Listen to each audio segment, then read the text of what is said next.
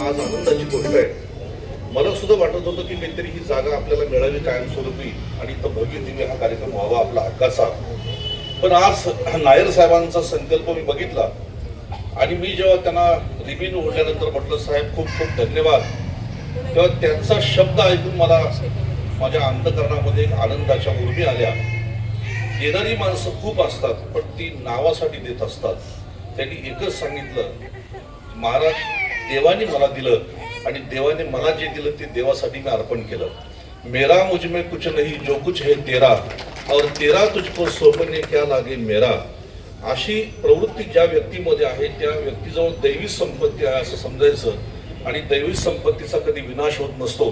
म्हणून साहेब तुमची भरभराट होईल, तुमचा उत्कर्ष होईल आणि हनुमंतरायाचा आशीर्वाद, या वारकरी संप्रदायाचा आशीर्वाद आपल्या पाठीशी सदैव राहील अशी आपल्या या ठिकाणी पांडुरंगाच्या समोर हनुमंतासमोर मी ग्वाही देतो. पुढील कार्यक्रम आपला उशीर होतोय. उद्या कार्याचं कीर्तन माझ्याकडेच आहे, त्यामुळं पुष्कळ बोलायचं आहे.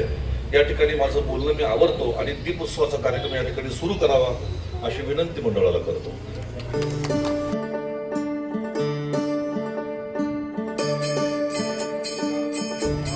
जैसी दीप कळिका धाकुटी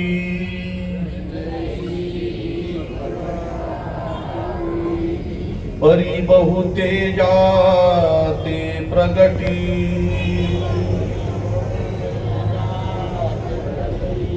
तैसी सद्बुद्धी हे थे कुटी.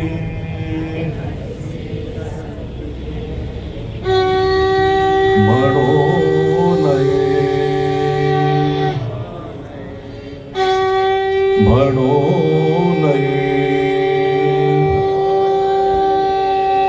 मी अविवेकाची काजळी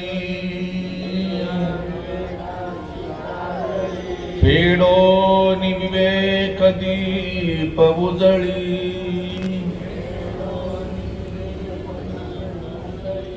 तै योगिया पाहे दिवाळी.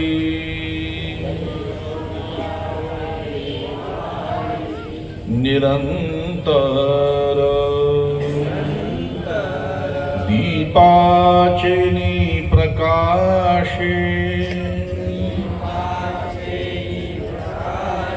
गृहीचे व्यापार जैसे.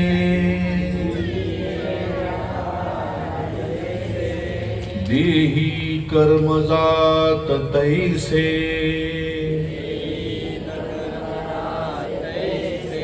योग युक्ता. हातातला दिवा असं डोळ्यासमोर धरायचा आहे. दिवा म्हणजे तेज, ज्ञानाचं प्रतीक आहे.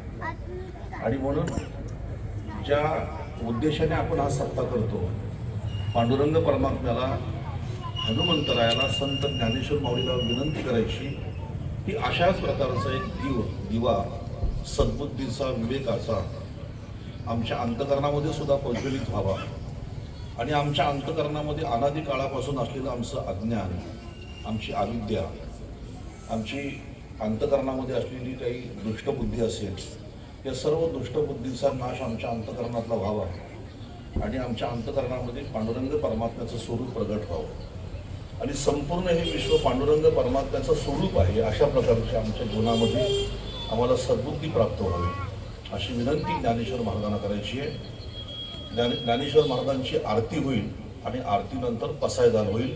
पसायदान झाल्यानंतर लाईट आपण सुरू करायची. ओवाळती ज्ञान राजा महाकैवल्य तेजा सेविती साधू संत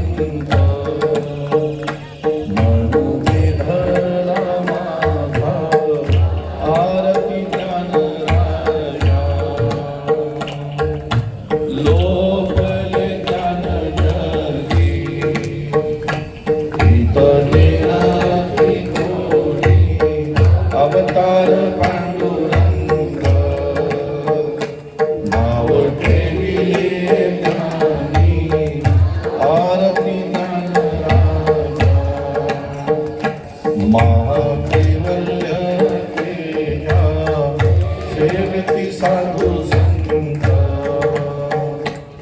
म्हणू विठला माझा.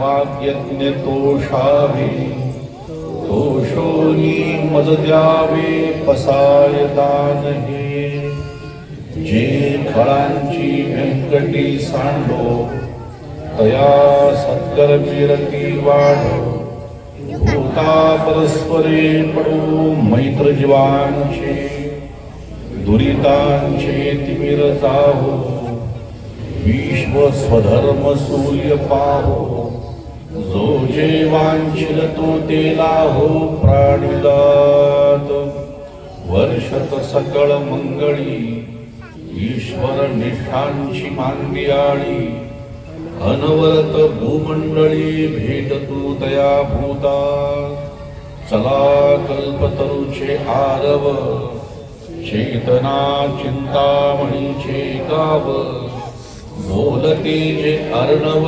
पियुषांचे चंद्रमे जे अलांछन मार्तंड जे तापहीन ते सर्वाही सदा सज्जन सोयरे होतु किंबहुना सर्वसुखी पूर्ण हो नीती लोकी भजितो ज्यादी पुरुषी अखंडित आणि ग्रंथोपजीव्ये विशेष लोकीये दृष्टान विजय होवावेची एथ म्हणे श्री विश्वेश्वराव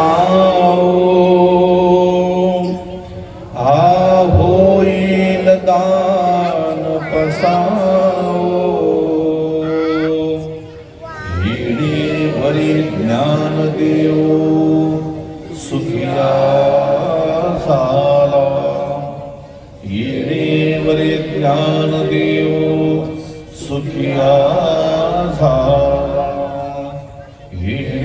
वरे ज्ञान देव सुखिया झाला ओम पूर्णमिदं पूर्णमदः पूर्णात् पूर्णमुदच्यते पूर्णस्य पूर्णमादाय पूर्णमेवावशिष्यते ओम शांति शांति शांति